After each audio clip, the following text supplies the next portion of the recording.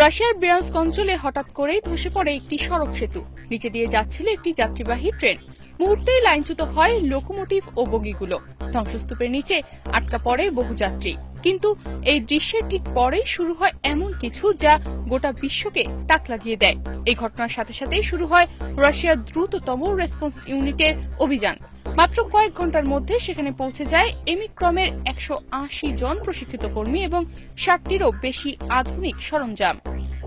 দুর্ঘটনার মাত্র 30 মিনিটের মাথায় পৌঁছে যায় এমিক্রমের প্রথম রেসপন্স টিম। এই টিমে ছিল ড্রোন ইউনিট, 15 টন ওজন তুলতে সক্ষম railway crane, life sensor robot এবং এমন টেকনোলজি যা ধ্বংসস্তূপের নিচেও জীবনের অস্তিত্ব খুঁজে পায়।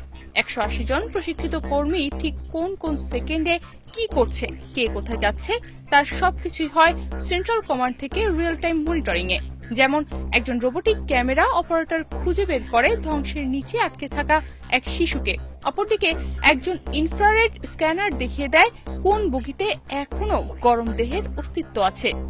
বিশাল রেলওয়ে ক্রেন দিয়ে তুলে নেওয়া হয় ধসে পড়া ট্রাক ও উল্টে যাওয়া বগি।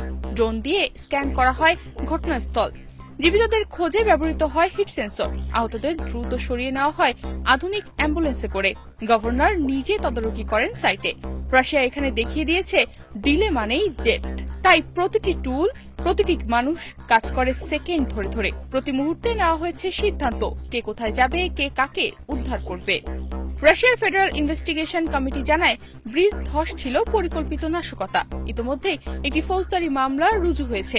দুর্ঘটনা যখন ঘটে তখন বিচার নয়, প্রয়োজন দ্রুত পদক্ষেপ। আর এই জায়গাতেই রাশিয়া দেখিয়েছে উন্নত প্রযুক্তি, প্রশিক্ষণ আর সংগঠিত ব্যবস্থাপনা থাকলে বিপদকেও নিয়ন্ত্রণে আনা সম্ভব।